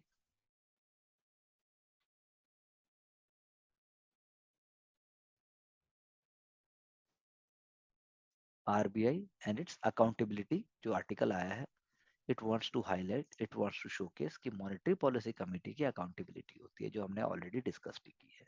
Flexible inflation targeting regime हम ऑलरेडी बात कर चुके हैं. 6% के हम ऑलरेडी बात कर चुके हैं. रीजंस हम वो बताने पड़ेंगे, रेमेडियल एक्शन बताने पड़ेंगे, एस्टिमेट बताना पड़ेगा कि 6% वाला टारगेट कब हो जाएगा. तो आरबीआई ने ऑलरेडी बोला कि वो प्रिविलेज्ड कम्युनिकेशन है और वो उसको प्राइवेट नहीं करेंगे. और जो फेलियर के कारण है वो भी हम ऑलरेडी डिस्कस कर चुके हैं, चाहे वो रशिया यूक्रेन वॉर हो, चाहे वो सप्लाई शॉक हो, चाहे फिर वो मिसमैच हो डिमांड एंड सप्लाई का पोस्ट कोविड में. लेकिन उसके अलावा भी कुछ ऐसे फैक्टर्स हैं जो जरूरी नहीं है कि MPC monetary policy decision making जो है उसको पकड़ सके. ऐसा कोई जरूरी नहीं है. तो it has to be moving forward. MPC जो है वो ऐसे मेजर्स को ले जो लॉन्ग टर्म में यानी नेक्स्ट कमिंग फ्यू जो हमारे क्वार्टर्स हैं उसके अंदर चीजों को स्ट्रीमलाइन करने में मदद करे। तो उसके तहत पॉलिसी का रोल भी है। रिटेल इन्फ्लेशन का रोल तो हम बात करते ही हुए आए हैं। तो ग्रोथ को भी देखना है एक हाथ में, और एक हाथ में स्ट्रिंजेंट मेजर्स भी देखने हैं जो कि आपको व्हाट आई शुड से इन्फ्लेशन को कंट्रोल कर सके। टेलीकॉम बिल की बात ऑलरेडी हो ही रही है। ओटीटी जो है वो टेलीकॉम ग्रोथ को ड्राइव करते हैं। हम कह रहे हैं कि भाई टेलीकॉम सेक्टर में ओटीटी को भी कंट्रोल करना चाहिए। एक ऐसा बिल की बात है, तो ओटीटी जो है वो सब्स्टिट्यूट नहीं है टेलको की ऑफरिंग्स की, ये आर्ग्यूमेंट है। टेलीकॉम लॉबी को चाहिए कि वो ओटीटीज को कंट्रोल करने की, उनको अपने नीचे करने की या रेगुलेट करने की कोशिश ना करे। ओटीटी अपने आप में एक सेपरेट एंटिटी है। जो आर्टिकल है 14 ऑफ द कॉन्स्टिट्यूशन, वो कहता है कि equal treatment to those who are equal. तो इसीलिए जो है अनइक्वल्स अलग तरीके से ट्रीट किए जाएंगे। तो ओटीटीज आर नॉट टेलीकॉम्स, ठीक है ना। अगर आप उसको लेके आ जाओगे उसमें, तो आपको रीजनेबलनेस भी देनी पड़ेगी। ओटीटी को आप टेलीकॉम के साथ नहीं कर कंपेयर कर सकते, क्योंकि आप दोनों को अगर आप देखेंगे, same service rules, same ideas can not be applied on OTT and also on telecom. जैसे अब राइट टू एक्वायर स्पेक्ट्रम कह लीजिए, right to operate numbering services कह लीजिए, right to interconnect with the PSTN, right to setup infrastructure, OTT तो ये कुछ करता ही नहीं है। ओटीटी का कोई एक्सक्लूसिव राइट ही नहीं है अपने एप्लीकेशन देने के लिए। So OTT are in a different domain all together. OTT diverse functions provide कर सकते हैं, जैसे WhatsApp, Hike, Messenger, Google Hangouts. ये डिफरेंट टाइप के हैं। ये एक रिच मैसेजिंग सर्विसेज देते हैं जो एसएमएस के थ्रू अवेलेबल नहीं है, और वो एसएमएस का सब्स्टिट्यूट भी नहीं है। Similar is the case with OTT also. So that is why this argument is there कि अगर गवर्नमेंट ऑफ इंडिया बिल लेके आती है और ओटीटी को भी उसमें डालने की बात करती है, तो फिर जो है डिफरेंट टाइप का एक सिनेरियो इमर्ज होगा, and we have to see whether this can be done or not. क्योंकि ओटीटी तो ऑलरेडी जो है इंफॉर्मेशन टेक्नोलॉजी एक्ट 2000 से ऑलरेडी गवर्नड है, और कंपटीशन एक्ट उसके अंदर भी वो आते हैं। इंक्रीज रेगुलेशन जो है वो इनोवेशन को और कंज्यूमर बेनिफिट को डिस्करेज करेगा। इसीलिए एग्जॉस्टिव पब्लिक कंसल्टेशंस के बाद ही टीआरआई ने 2020 में रिकमेंड किया था कि there is no case for regulating OTT communications. This is one of the arguments. मैंने भी आपको एक नया ओपिनियन देने में आपको मदद की। अब अगर मैं एक और आर्टिकल या एक और थिंकिंग प्रोसेस आपका डेवलप करने के लिए, जो कि बहुत ही इंटरेस्टिंग है, अगर मैं उसको उठाऊं, तब आपको समझ में आएगा कि yes, economics is not merely economics, the questions are coming beyond economics. जैसे हम अगर बात करें इसी कॉन्टेक्स्ट में जो अभी अभी हो रही है, कि will the governments MSP calculations जो होल्ड करेंगी। गवर्नमेंट ने मिनिमम सपोर्ट प्राइस की कैलकुलेशंस को होल्ड किया, 5.5% एमएसपी हाइक दे दी उन्होंने वीट में। लेकिन क्वेश्चन क्या है कि उससे क्या ग्रास रूट लेवल के ऊपर चेंजेस आएंगे? पहले तो आपको एग्जैक्टली पता होना चाहिए रबी क्रॉप कौन सी है, खरीफ क्रॉप कौन सी है। पीटी में डायरेक्ट क्वेश्चन आ जाता है, आएगा। तो इंटरनेशनल वीट मार्केट जो है वो तो टाइट है। इंटरनेशनल वीट प्राइसेस आप देखिए पर टन के हिसाब से कैसे बढ़े हुए हैं। इंटरनेशनल वीट प्राइसेस जो है वो रशिया यूक्रेन वॉर से पहले ही राइज होने शुरू हो गए थे। तो एलिवेटेड प्राइसेस जो ग्लोबल मार्केट में है, उससे इंडियन फार्मर्स को ऑलरेडी इंसेंटिव है कि वो उसको एक्सपोर्ट करें। इंडिया ने बैन तो लगा दिया, लेकिन एक्सपोर्ट फिर भी, हमने 2 दिन पहले ही बोला था कि वीट के एक्सपोर्ट्स इंडिया से इस समय में डबल हो गए हैं। तो export of wheat and rice is a direct competition. Government procure कर पाए कि वो बाहर चले जाएंगे। अब डोमेस्टिक वीट प्राइस क्या राइज हुए हैं? बिल्कुल वो भी राइज हुए हैं। अब फार्मर जो है एमएसपी पे अपनी प्रोड्यूस क्यों सेल करते हैं? क्योंकि जनरली जो है वो ज्यादा रेट देती है। इसका मतलब मार्केट में उन्हें कम मिलेगा और एमएसपी में उन्हें ज्यादा मिलेगा, यानी फास्टर राइज होता है इससे ओपन मार्केट प्राइसेस का। अगर लेकिन एमएसपी थोड़ा ज्यादा दे दोगे, तो आप ओपन मार्केट में क्यों बेचोगे? और ओपन मार्केट में आप नहीं बेचोगे तो इससे ओपन मार्केट प्राइसेस को ज्यादा से ज्यादा राइज नहीं हो पाएगा। यही एग्जैक्टली हो रहा है। तो इसीलिए वीट जो है वो एमएसपी पे ही ज्यादा बेचने की किसान बात करते हैं, क्योंकि they are getting much better prices. ये एक बात है। तो कंपैरिजन जब आप करते हैं होलसेल प्राइस का, तो आप देखते हैं कि इसमें उनको ज्यादा फायदा है। Rate of MSP and the wholesale prices of wheat, अगर आप देखेंगे जून से लेकर ये जो आगे तक का पूरा चार्ट बना हुआ है, तो आप देखिए प्रिडिक्शन भी है जून 2023 के लिए, इन्फ्लेशन भी आप एज्यूम करके देख रहे हैं, तो आप देख रहे हैं कि उनको एमएसपी में फायदा ही है। तो प्रोक्यूरमेंट के लिए ये कोई अच्छा रिस्पॉन्स नहीं है उस तरीके से। गवर्नमेंट स्टॉक्स जो है थोड़े कम हो गए हैं। गवर्नमेंट के स्टॉक पहले तो बहुत भरे हुए थे, लेकिन अब जो है वो कम हो गए हैं, क्योंकि जैसा मैंने बहुत सारे आपको एग्जांपल बताए हैं स्टॉक के कम होने के। तो स्टॉक कम होने का मतलब ये नहीं कि देयर इज अ खतरा, but the point is that they are significantly lower than the past. तो शॉर्टफॉल है, वो ऑफिशियली अनाउंस तो नहीं की गई है, लेकिन प्रोक्योरमेंट टारगेट्स ही पूरे नहीं हुए उस तरीके से। और ऊपर से प्रधानमंत्री गरीब कल्याण जो योजना है, जिसके तहत आप फ्री राशन दे रहे हैं इतने लंबे समय तक, वो बताता है कि millions of tons of wheat and rice it has been distributed, additional distribution हुआ है और लोअर प्रोक्योरमेंट भी साथ में। तो इसका मतलब हमारे पास कम हमारा वो हो जाता है। इस सब का मतलब क्या है कि गवर्नमेंट ने एक कैलकुलेटेड रिस्क लिया है। Risk in the sense that it knows कि आपका जो है एमएसपी भी बढ़ा दिया उन्होंने, और इलेक्शंस भी 2024 में आने वाले हैं, उसका भी रोल है। गवर्नमेंट जो है वो उसको इस तरीके से मैनेज कर रही है फूड ग्रेन इकोनॉमी को, कि वो क्राइसिस को भी मैनेज कर ले और उसके पास इनफ फूड स्टॉक भी हो जाए। तो अगर राइस क्रॉप या व्हीट क्रॉप मानसून की वजह से अगर नुकसान नहीं होता है, तो वो जो है और इस चीज को कवर कर लेंगे। लेकिन अगर लोअर प्रोडक्शन हुआ राइस या व्हीट का, then it is going to be a little problem for the government. साथ में इंटरनेशनल और डोमेस्टिक इन्फ्लेशन भी इसमें कुछ इंपॉर्टेंट रोल प्ले करेगा। गवर्नमेंट अगर चाहती है कि भाई किसान को मैक्सिमम पैसा मिले, एमएसपी मान लो थोड़ा कम भी हो गया, इतना फायदा भी नहीं हुआ, तो आपको एक्सपोर्ट के रास्ते मिल जाएगा, क्योंकि एक्सपोर्ट अभी तो फिलहाल बैन है। तो इसीलिए अगर बैन रहेगा और एमएसपी से भी बहुत ज्यादा उनको फायदा नहीं मिलेगा, देन लास्ट में होगा क्या? लास्ट में ये होगा कि 2024 इलेक्शन से पहले चीजें थोड़ी सी सुधरेंगी, लेकिन फिर भी किसान को वो नहीं मिल पाएगा जो मिलना चाहिए।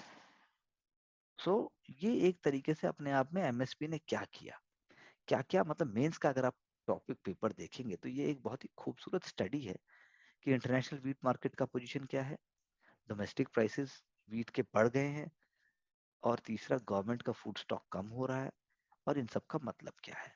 ये सारी चीज हमने एक बहुत ही ब्रॉड तरीके से हमने चर्चा करने की कोशिश की, क्योंकि एक और आर्टिकल यहाँ पर जो है, जो हमने ये रहा कि कैबिनेट ने नोट दिया, अगर हम इसको देखें, let's read it and understand. Cabinet ने नोट दिया कि भाई जो है 5.5% हमने एमएसपी बढ़ा दिया। तो वीट विंटर क्रॉप हार्वेस्ट पहले जो है दिक्कत हुई थी, अब जो है परसेंटेज टर्म्स में गवर्नमेंट ने एमएसपी का हाईएस्ट 3 साल में जो बढ़ाया है, 2125 रुपए पर क्विंटल, हाईएस्ट एमएसपी। जो लेंटिल्स के लिए था, वो भी सर्दियों में ही किया जाता है, उसका एमएसपी जो है वो 6,000 रुपए, पिछले साल का 5.5 अब 6 हो गया। सेकंड फिर मस्टर्ड के लिए भी किया, सनफ्लावर के सैफलावर के लिए भी किया। पीटी में ऑलरेडी क्वेश्चंस आ चुके हैं कि कौन कौन से क्रॉप्स को एमएसपी दिया जाता है, एग्जैक्टली पूरा कॉन्सेप्ट पे ही पूरा क्वेश्चन आ गया। तो उसको सरकार का कहना है कि we are raising the farmers income, तो न्यू एमएसपी से जो है फार्मर को ज्यादा रिटर्न मिलेगा। तो ये एक बात तो है, लेकिन साथ में हमें ये भी देखना है बाकी जो फैक्टर्स हमने डिस्कस किए कि उससे होगा क्या। इंडिया के पास sufficient stock of rice and wheat है, और गवर्नमेंट जो है वो व्हीट को ओपन मार्केट में बेच देगी अगर जरूरत पड़ेगा, प्राइसेस को रोकने के लिए। मार्केट प्राइसेस जो है व्हीट के एमएसपी से ऊपर चले गए हैं, इसीलिए फार्मर जो है वो प्राइवेट ट्रेडर्स को सेल कर रहे हैं, गवर्नमेंट को नहीं कर रहे हैं। रशिया और यूक्रेन वॉर का भी इम्पैक्ट है, तो गवर्नमेंट जो है वो अपने टारगेट को पूरा ही नहीं कर पाई, इसीलिए गवर्नमेंट ने बैन कर दी, जैसे मैंने कहा। और बैन जो है वो अब हेल्प कर सकता है प्रोक्योरमेंट में। अगर एक्सपोर्ट बैन अगले साल तक रहता है, तो वीट प्राइसेस थोड़े से कम आ जाएंगे, गवर्नमेंट को अपने टारगेट को पूरा करने का मौका मिल जाएगा। गवर्नमेंट ने ऑलरेडी जो है वो एक ऐसा रेट रखा है जिससे कि फार्मर को 50% से ज्यादा उसकी कॉस्ट जो कल्टीवेशन की है वो पूरी हो जाए। और बाकी जो आइटम्स है जैसे लेंटिल्स हैं, ऑयल सीड्स हैं, उनका जो स्केर्स आइटम्स है उनके एमएसपी को भी बढ़ाया है।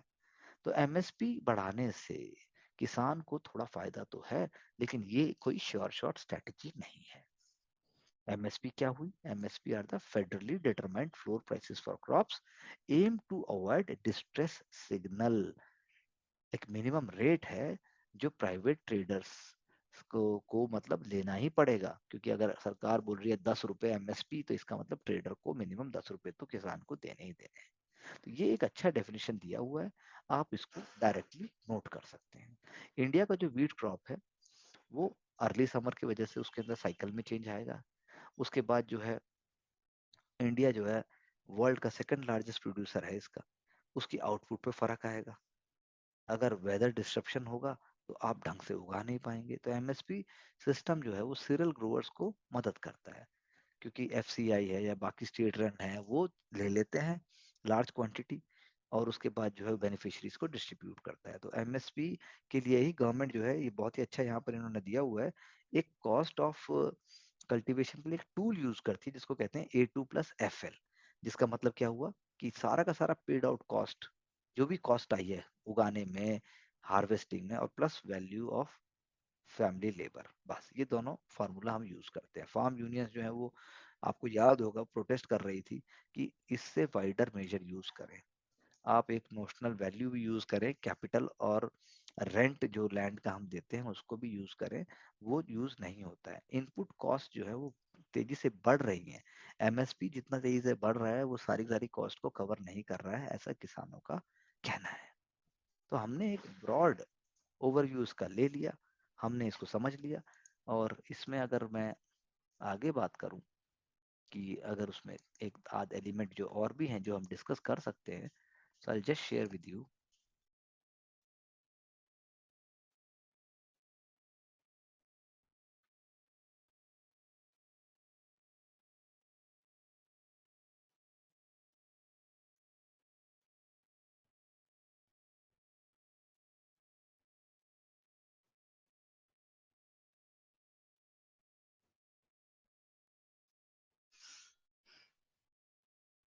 तो इसका मतलब जो एमएसपी की हम चर्चा कर रहे थे,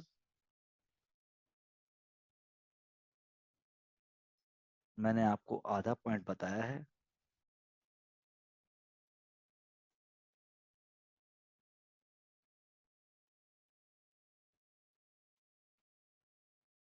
आई think I have discuss this in complete manner.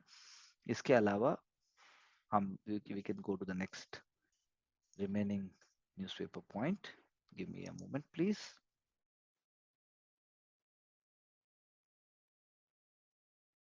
Yes,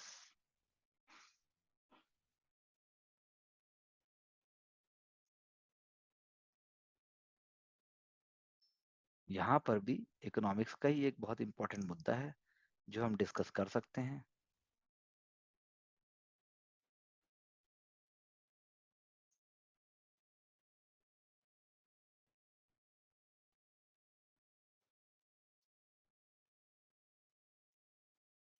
हम बात कर रहे हैं कि ग्लोबल रिसेशन इंडिया की ग्रोथ को कैसे इफेक्ट करेगा। देखिए बहुत ही खूबसूरत जो चार्ट यहाँ पर दिया हुआ है, बस आप उसको समझ लीजिए।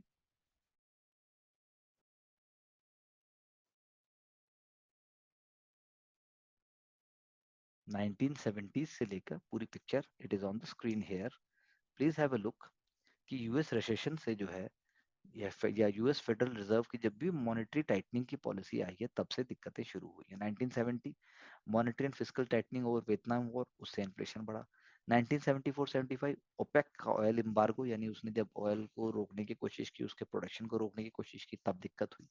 1980 इन्फ्लेशन को कॉम्बैट करने के लिए, और ईरानियन ऑयल एम्बार्गो वाली बात है, रिवोल्यूशन भी तभी हुआ था ईरान में। 1982 1980 रिसेशन का खिंचाव, 1991 1989 सेविंग्स एंड लोन क्राइसिस, और इराक का कुवैत का इन्वेशन। 2008-2009 सब प्राइम मॉर्टेज क्राइसिस आपने नाम सुना होगा, और 2020 में कोविड 19 हेल्थ क्राइसिस। बहुत ही खूबसूरत तरीके से इन्होंने समझाने की कोशिश की है कि कैसे जो फेडरल रिजर्व की जो एक्शंस हैं उससे जो है पूरे वर्ल्ड में ग्लोबल रिसेशन की बात हुई है। तो क्या वाइडनिंग ट्रेड डेफिसिट और एक्सटर्नल बैलेंस जो बढ़ रहा है, एक्सपोर्ट जो कम हो रहे हैं, और जो सप्लाई साइड शॉकर्स हैं, क्या उसकी वजह से आप कह सकते हो कि ग्लोबल रिसेशन आएगा? कोई जरूरी है उससे ग्लोबलाइजेशन आएगा? तो एक ये बात हो रही है कि उस तरफ हम बढ़ रहे हैं। इंडिया की पोजीशन की अगर आप बात करोगे उस कॉन्टेक्स्ट में, तो इंडिया की पोजीशन ये है जो हमारे सामने है। ऑप्टिमिज्म है, कंजम्पशन हमारी, डोमेस्टिक कंजम्पशन हमारी हाई है, इन्फ्लेशन हमारा हाई लेवल पे चल रहा है, इंडस्ट्रियल एक्टिविटी थोड़ी सी कॉन्ट्रैक्ट हो रही है, कॉर्पोरेट इन्वेस्टमेंट और अर्निंग थोड़ी सी कम हो रही है, परचेजिंग मैनेजर इंडेक्स वो बता रहा है कि स्लो डाउन हो रहा है मैन्युफैक्चरिंग और सर्विसेज के अंदर। यानी डिमांड जो है वो बढ़ी है पहले से कोविड के बाद, लेकिन इतनी नहीं बढ़ी है। कैपिटल फ्रंट की अगर हम बात करें तो एफडीआई जो है वो थोड़े से हेल्दी हैं, लेकिन शार्प वॉलेटिलिटी है एफआईआई के अंदर। तो इसीलिए चीजें चल रही हैं, और कुछ इंडिया के लिए खतरा हो सकता है, लेकिन इंडिया की पोजीशन ऑप्टिमिस्टिक है। ऑप्टिमिस्टिक क्यों है? क्योंकि जो है आप ये देखिए, ये इंडिया की जीडीपी का फोरकास्ट है, आईएमएफ का, वर्ल्ड बैंक का, आरबीआई का, सबका देखिए आप, तो मूडीज का, गोल्डमैन शेयर्स का। तो स्लो डाउन के बावजूद भी इंडिया की जो ग्रोथ है वो फास्टेस्ट अमंग मेजर इकोनॉमीज है। इंडिया जो है, कोई इंडिया में कोई एसेट बबल की तरह कुछ नहीं है कि जो फूट जाएगा। यहाँ पर जो है एक बहुत ही साउंड मैक्रो फंडामेंटल है इकोनॉमी का, और अपने तरीके से वो चल रही है। उसमें न्यू ग्रोथ ड्राइवर्स भी हैं, जैसे आपका डिजिटाइजेशन है, उसके बाद स्टार्टअप कल्चर है, उसके बाद जो है आपका इनफॉर्मल इकोनॉमी के अंदर जुगाड़ जिसको हम कहते हैं वो आइडिया भी है। और बाकी जो फॉर्मल सेटअप है वो तो हमने बात की ही है। तो इन सबको देखते हुए आप कह सकते हो कि इंडिया में ये चीजें हैं। तो मैं आपसे यही कहना चाहूंगा कि go for thinking, revision, making important notes, and clarity of thought. These are the way ahead for the success in exam, and also for understanding and raising the bar.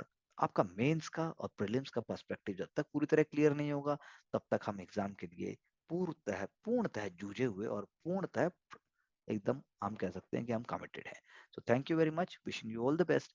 Do like, share and subscribe our channel, and also do join us for customized and smart courses so as to bring success near to you. Thank you very much. All the best. See you in the next edition.